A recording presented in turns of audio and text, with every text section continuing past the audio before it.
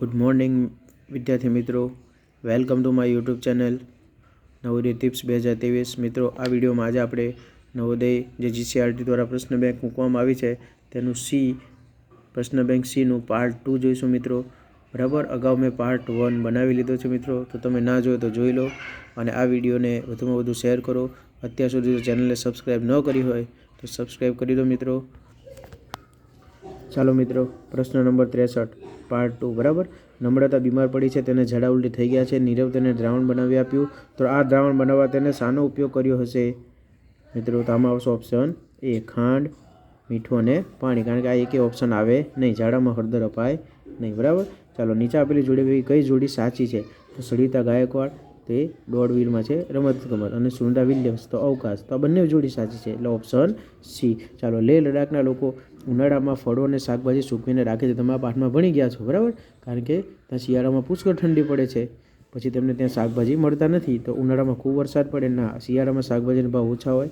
આનો આવશે option C, કે ભાઈ શિયાળામાં તાજા ફળો અને શાકભાજી મળતા નથી.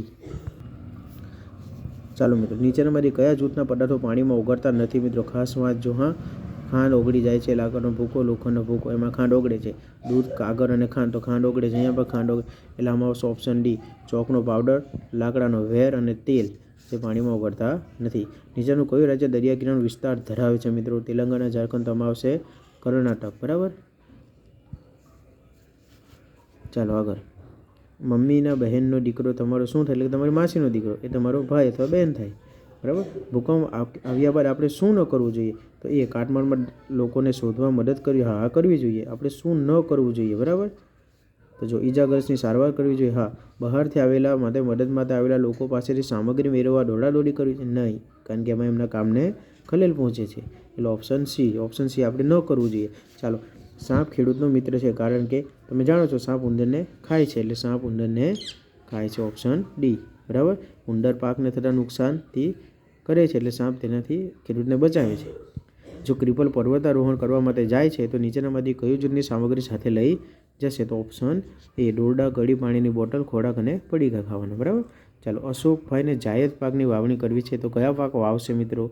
તો જો એમાં આવશે મગ અને મઠ. બરાબર, ઉનાળુ. બરાબર ને, તમને આ પાક આવડવા જોઈએ. જાયદ પાક, ખરીફ પાક અને રવિ પાક. મિત્રો, આ એક પ્રશ્ન પૂછાશે જ ફાઇનલ. ચાલો મિત્રો, પ્રશ્ન નંબર 73. કોઈ પરિવારને કામની શોધમાં તેનું ગામ છોડીને જવાનું થાય છે તો કઈ મુશ્કેલી પડી શકે? બરાબર, તે ગામમાં પ્રાણીઓ અને ઉદ્યોગની સંભાળ રાખવા માટે કોઈ વિકલ્પ ન મળે. હા, એ સાચું. બરાબર, જે બાળકો સાથે તેનો અભ્યાસ અટકશે નહીં, અભ્યાસ અટકે.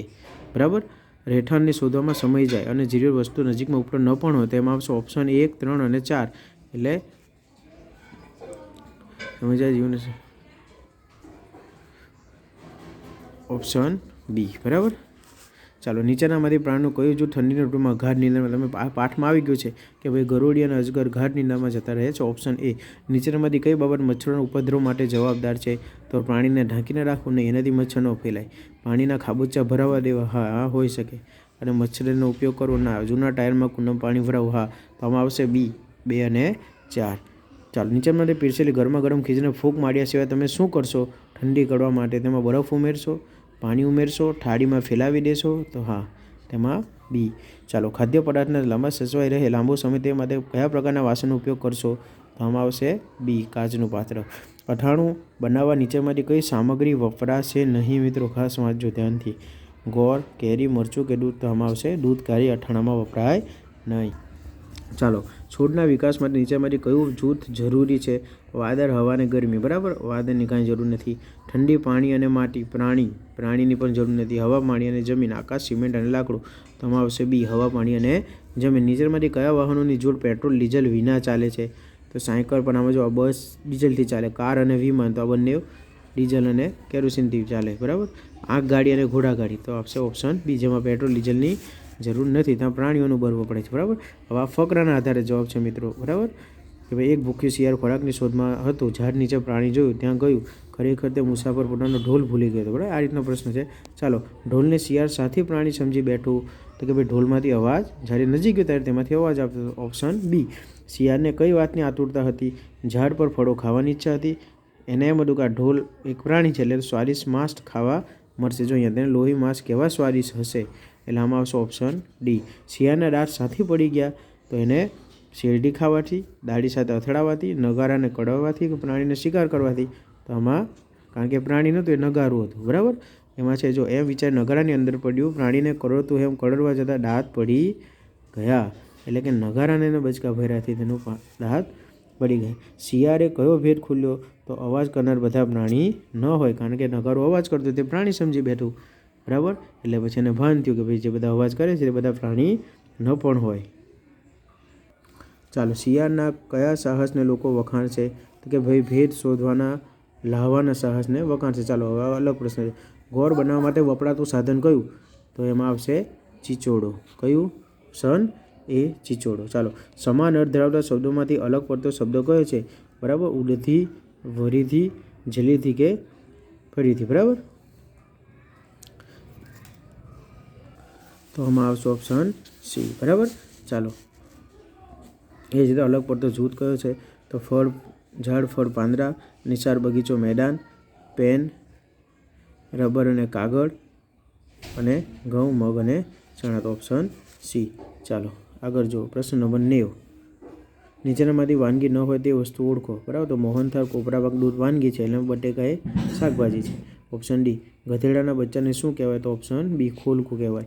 કયો સાચો વાક્ય પસંદ કરો? મહેશ દોડતો હતો, મહેશ દોડતી હતી, મહેશ દોડતો હતો અને મહેશ દોડતા હતા. એટલે આમાં આવશે ઓપ્શન એ મહેશ દોડતો હતો. હું કહું બોલું છું કોણ? તો કોયલ. કુહુ કોણ બોલે મિત્રો? કોયલ. ચાલો, સાચી જોડતી શબ્દ શોધો. તો ઓપ્શન મૂર્તિ, બરાબર. ઝાડના બે સાચા પડિયા શબ્દ કયા? તો ઝાડના છોડ ના કહેવાય, વૃક્ષ અને તળો. Option D. અલગ પડતો શબ્દ શોધો. આમાં બગીચો, ફૂલો અને ઝાડ, બરાબર. તો અલગ પડશે ચકલી, બરાબર. ચાલો આગળ. સુરેશ વિદ્યાર્થી છે, સુરેશ હોશિયાર છે. તો સુરેશ વિદ્યાર્થી છે, તે હોશિયાર છે, એટલે આમાં સર્વનામ આવશે તે. ચાલો, નીચેના શબ્દકોશ પ્રમાણે ગોઠવો. કાગળ, અંજીર, કૂવો, ભણતર. તો અ વાળું આવે, બરાબર. અનિલ, અંજીર અને ગાડી. નીચેના વાક્યમાં પૂર્ણવિરામ તે શોધો. કાશી નગરીમાં એક મોચી રહેતો હતો. તો આમાં કયું હતું? કયો વિરામચિહ્ન છે? તો કે પૂર્ણ વિરામ, સી. નીચે આપેલા શબ્દોને કક્કાવાળી મુજબ ગોઠવો. તો આમાં આવશે ક. કક્કામાં ક પહેલો આવે એટલે કાગળ, બરાબર. ચાલો, નીચેમાંથી કયું વાક્ય સાચું છે? તો આમાં આવશે Chunni does not clean her teeth every day, બરાબર. પછી ખાલી જગ્યા has a newspaper. Who has a newspaper, બરાબર. તો મિત્રો આ હતો અંગ્રેજી વિભાગ. વિડીયોને વધુમાં વધુ શેર કરો મિત્રો. અસ્તુ.